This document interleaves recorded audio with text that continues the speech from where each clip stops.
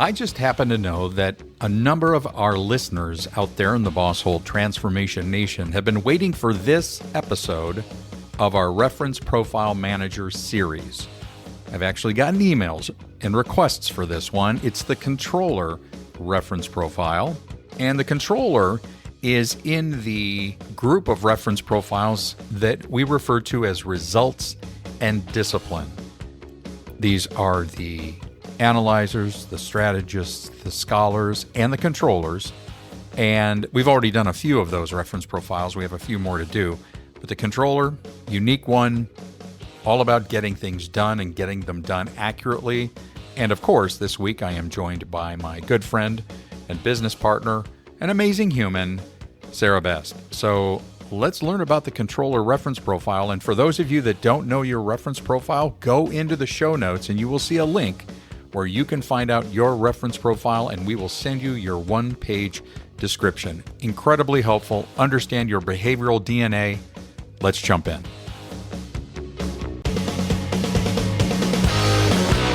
The Boss Hole Chronicles are brought to you by Real Good Ventures, a talent optimization firm helping organizations diagnose their most critical people and execution issues with world-class analytics. Make sure to check out all the resources in the show notes and be sure to follow us and share your feedback. Enjoy today's episode. We're back with another installment of our reference profile series. Different kinds of managers, different reference profiles. And Sarah, which one are we going to talk about today?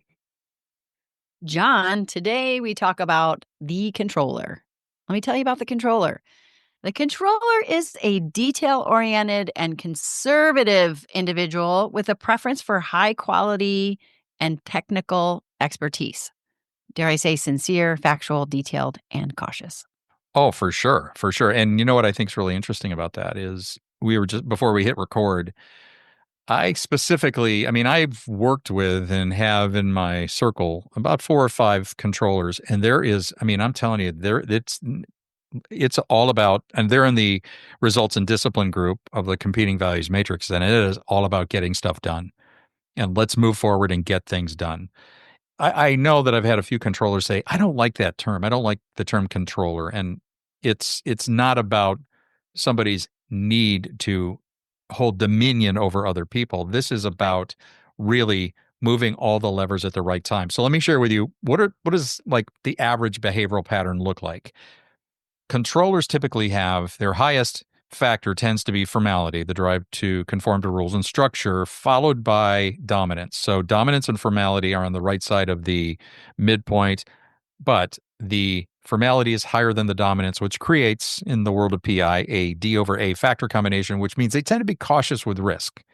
And that makes a lot of sense based on the term. Their lower factors, lower in extroversion, which means they tend to be more introspective, and lower patience, which means they like to move at a fast pace. So cautious with risk, proactive, task focus, and let's get moving. So what do they need? Because we always talk about drives, needs, and behaviors. So the needs are like autonomy and problem solving, room for introspection, don't rush me, let me think about it, opportunities to work at a fast pace, and understanding of rules and regulations. That's what they need to really flourish, I think, or to thrive. What does that look like in terms of behaviors? Well, they can sometimes be seen as autonomous. Dare I say, somebody might say aloof, that they want to, work by themselves necessarily, very matter of fact, and engage people when it's necessary to move things forward, can be very impatient and really precise. So if you want something to get done and you want it to get done correctly, then your controllers are going to really help you out with that. So that's more around the drives, needs, and behaviors. So let's talk about their signature work styles, Sarah. What can we expect to see from controllers, and specifically controller managers? Yeah, well, as they communicate, John, controllers will likely be very factual, straightforward, no fluffy stuff, no warm and fuzzy. They think before they speak. So I wonder what that's like. Sorry. Right? Yeah, having never experienced that. They are not keen to delegate details and an authority, potentially. There's a tight delegation, a very Mm, controlled way to delegate, and I think they follow up pretty closely. They tend to be a little critical too. Controllers are good at spotting, in process and workflow, what's in place and what's not in place. hmm. As far as making decisions, the controller manager is pretty firm and they go by the book when making decisions, like not a lot of flexibility there. And they do offer, though, some ingenuity in problem solving, especially in areas where they have like a strong briefcase or their own area of specialty. Lastly, John, work styles in terms of how they take action and how comfortable they are with risk, they very much avoid risk. Risk is a challenge. They're cautious about risk. There's a lot of work and effort directed toward mitigating risk, and they're going to be, working on the very conservative side of decision making and risk. Interesting. Okay. Mhm. Well, that makes total sense. And I was just looking up. We've been sharing this during these reference profile series episodes. What percentage of the human population do controllers represent? And it's just shy of 4%. It's like 3.99% of people out there fall into the controller reference profile pattern. That really helps us understand, Sarah, a bit more about their strengths and their common traps. So if we're thinking about a manager that is a controller, strengths, or like as we like to say, superpowers, they are really good at building structure and they respect the plan. Yep. And they respect the plan to the degree that I think others are expected to follow the plan, which is a bit of a challenge for me. And I know you and I share that in common. Hmm. They are good at anticipating problems. They can see the horizon and what is building up. And I think that is a unique characteristic in controllers, also very helpful. And they're very proactive and results oriented. So I think there's a misnomer that their focus on accuracy may slow them up, and that is not the case at all. They will move, but they will move very effectively, and things will be done accurately, and they will abide by the rules, if you will. So, Hmm. so the common traps, for example, this also has the other side of the coin, or there's the other side of the coin. As you said, they have difficulty delegating authority, giving up that control, and we all know what that's like. We have a number of reference profiles that are like that. They may not have difficulty delegating details, but the authority is tough. Resistance to change if it feels like it's moving too quickly, which makes total sense, and likely to feel uncomfortable in ambiguous situations where you and I are totally comfortable in ambiguous situations. We can figure it out. Controllers, not so much. So, Yeah. managers that are dealing with people, and let's face it, people can be very ambiguous. I think that managers that have the controller reference profile can find some real frustration in that. Hmm. So, what's the best way to work with them, Sarah? Well, certainly you want to give controllers specifics. They have a high regard and respect for the established rules, values, the playbook, how it's supposed to work. So the specifics need to be provided. Like, what is that playbook? How do we succeed here? What does success look like? And give them the opportunity to develop the expertise because they want to talk from a place of expertise. Controllers like to do things by the book, as we said. So the line of authority and responsibility also should not be ambiguous. It should be very clear Mm-hmm. and don't waste their time. Stay on track. Start the meetings on time. They're not going to be available for a lot of small talk. It's not that they don't like people. They do. In fact, they can be super friendly and very thoughtful, but they're more reserved and they have very high standards. So we need to respect their time and be prepared to talk about the things that are on our agenda because they run a pretty tight ship.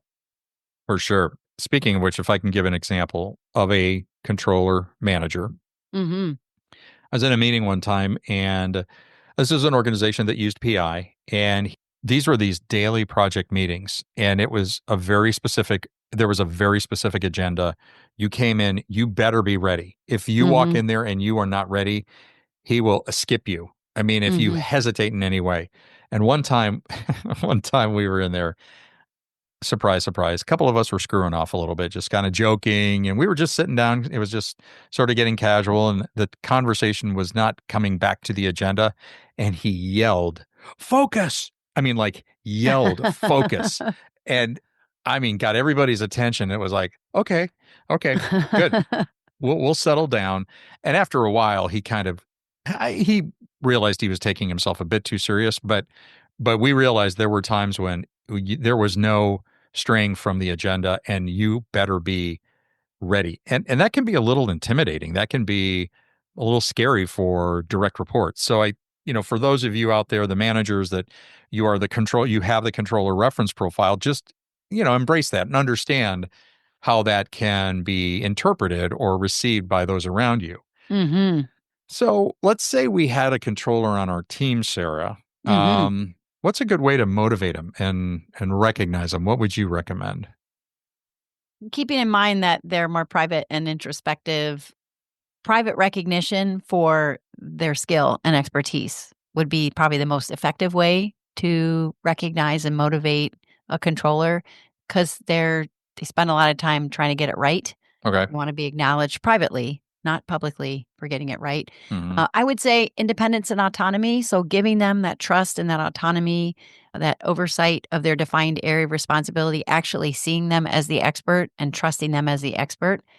And to this, John, you and I always like to say, if you can't do that, you probably don't have the right person in the role. Yeah. We would imagine that they would be skilled and competent to do their job, and therefore should be acknowledged for that. And then Mm. lastly, they do like to spin a lot of plates. They move quickly.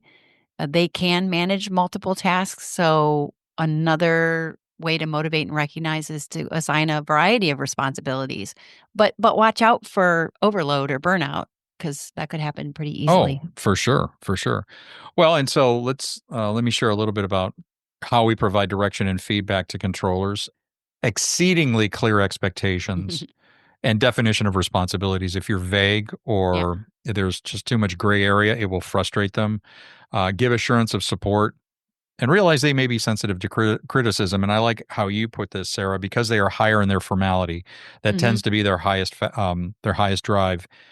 That criticism, if it criticizes or calls into question the accuracy or the quality of their work, that really cuts to the bone for them. Hmm. Yes, it does. And then when you're having a conversation, just get to the point. Just not a lot of fluff. Quit And blathering on. yep. Tell me, get to the point. And I've heard people actually like say that under their breath in meetings that we've observed, or I see them take their hand and kind of do the rolling, like get on with it kind of thing with their hand. right, right, Like, yeah. yeah, it's Let's for move real. along. Yeah. Last couple of things. Let me share a few items on delegation, and then perhaps you can give us some insight about how to coach controllers. Yep. Delegating, don't delegate work where there's a lot of people involved and the lines of responsibility are blurred. That does not mean controllers don't like other humans and people. They're wired for task, action, and to manage risk. So if there are Ooh. a lot of people and it's unclear, I think they will be frustrated and then do delegate work that is structured but varied. To your point, spin some plates, or they got a lot of balls to juggle, and think different tasks. Think different tasks to work on, but guidelines to follow. Okay. Hmm. Give them a roadmap. This is where I need you to go. And these are the things you'll be working on, and set them off and let them rock and roll. I have a good example of the don't delegate where there's a lot of people involved, Uh huh. or where the lines of responsibility or even ownership or an authority are not clear. What if I was an organization that needed a guide, like a policy procedure guidebook, Oh, um, for some element of operations? And I'm a controller put in charge of that project, but I now have to gather insight and information from, say, I don't know, 25 locations. yeah. Yeah. And there's nothing ever been done like this before. There's no standard. So we sort of fling the controller out there and say, whip this bad boy up and gather this data, because there would be no runway. People would not have advance notice about what information they're supposed to provide. Like this person would have to build this whole procedure and process from the ground up to do it right, and it would take time. Hmm. So it would be very frustrating because there would not be clarity. And is the person authorized? Do they have ownership of this? Can they direct people to give them what they need, et cetera?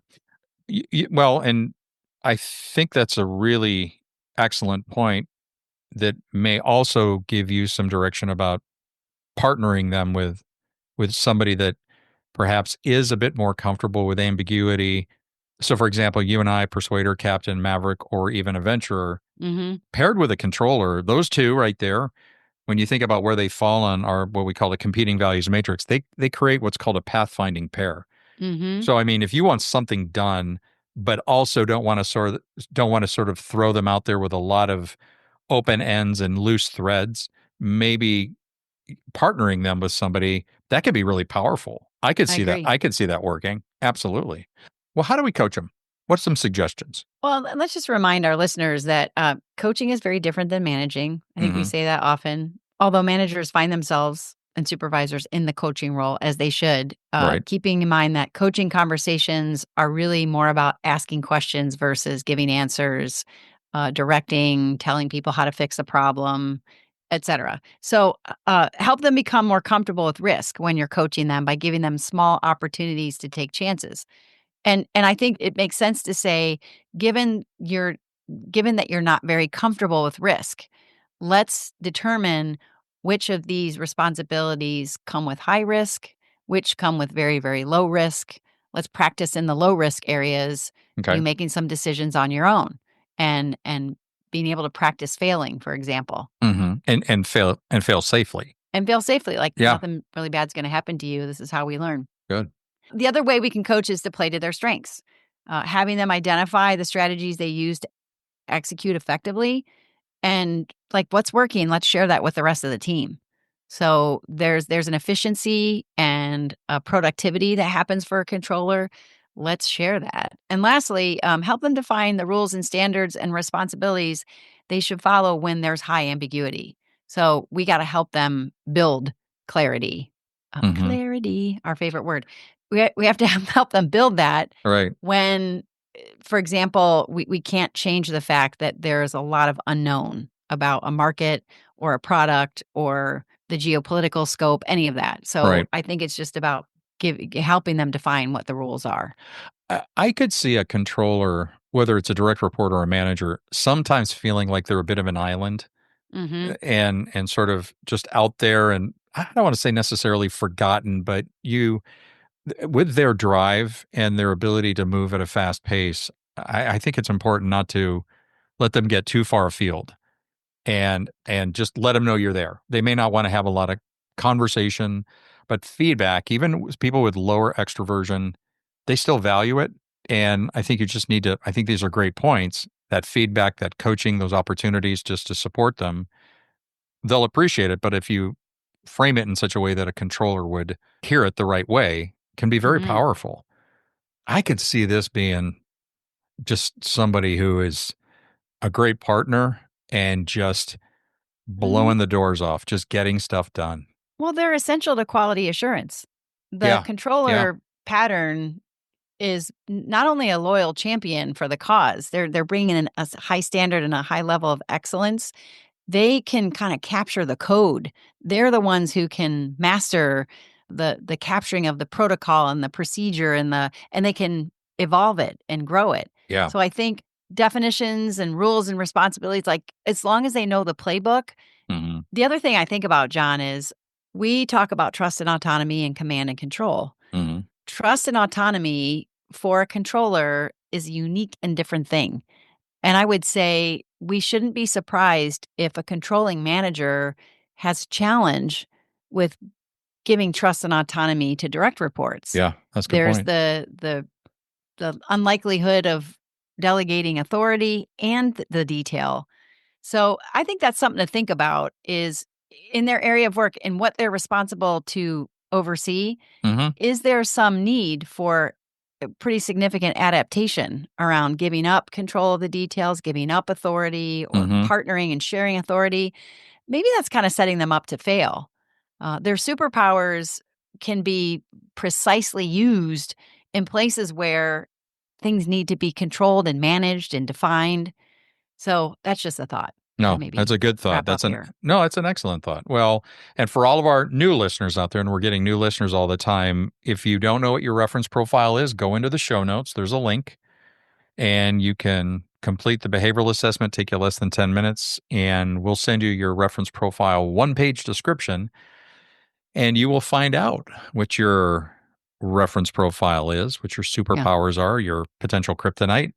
Gosh, I think we've done 13 or 14 of these. We're getting close to the end of our reference profile series. But for every one of these, as this series continues to build, all of the episodes are listed in the show notes. And I just think it's been really interesting, and our listeners would agree. So, well, Yeah. Sarah, thank you. This was awesome. And Was. I appreciate your insights as always. You too, John. Appreciate the time today. And everybody out there in the Boss Hole Transformation Nation, we will see you next time. Thanks very much for checking out this episode of the Boss Hole Chronicles. It was so good to have you here. And if you have your own Boss Hole story that you want to share with the Boss Hole Transformation Nation, just reach out. You can email us at mystory@thebossholechronicles.com. Again, mystory@thebossholechronicles.com. We'll see you next time.